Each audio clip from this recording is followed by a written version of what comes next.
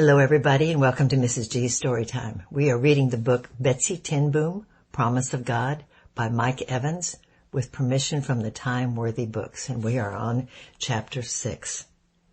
Beginning the week after school term ended, Mama found ways to get me out of the house.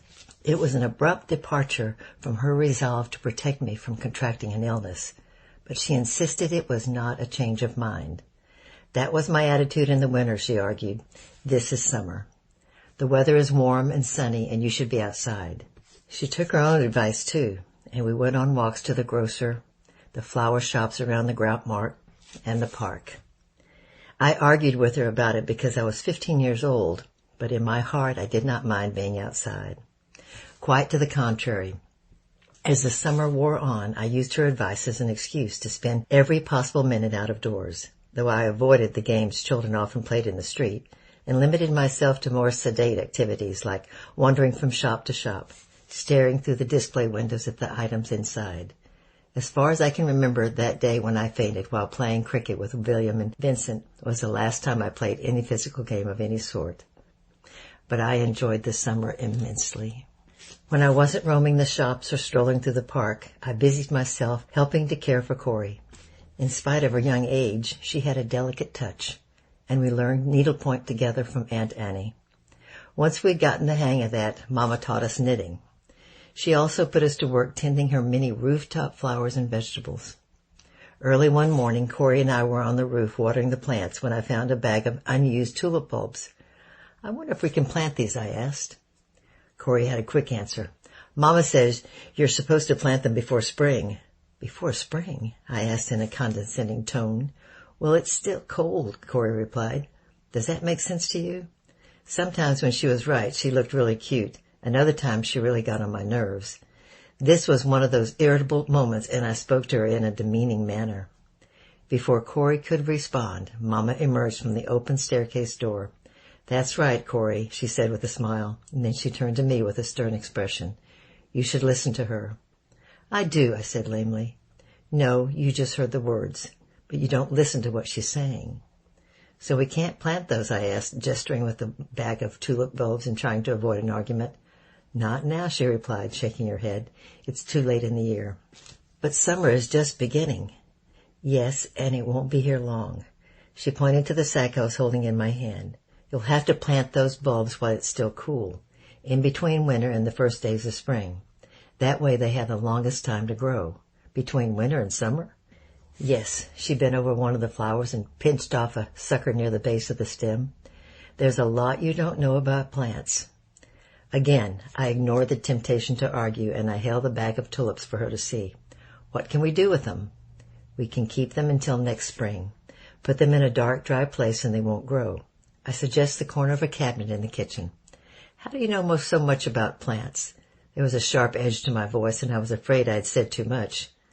I knew Mama was aggravated with me for the way I responded to Corey about the tulip bulbs, and that, in turn, aggravated me. She had only caught the end of the conversation, ignoring all that I had done with Corey since school ended, but the part she heard set her nerves on edge, and she was doing little to control her disposition. I was tired of trying to control mine, too, and I didn't want to be mean about it. She was my Mama, so I waited. But the expected rebuke never came. Mama kept her head down, with one hand resting on her thigh, the other combed through the leaves of the plants. I listened to them, she said after a while. My irritable mood quickly gave way to curiosity. You listen to them? Not actually listen, she explained.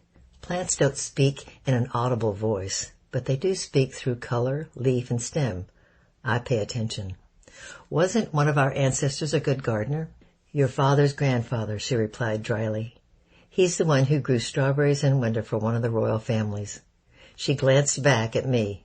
Is that what you were talking about? Yes, ma'am, I replied. Mama stood up straight and looked at me in the eye. Be kind to Corey, she said with a voice barely above a whisper. She's watching your every step. Her eyes darted back to the plants, and she continued in a normal tone. Your great-grandfather grew those strawberries on the estate not too far from here. They say his brother could grow things the same way. But that was your father's relatives. She smiled at me. Not from my side of the family. Did you know him? Who?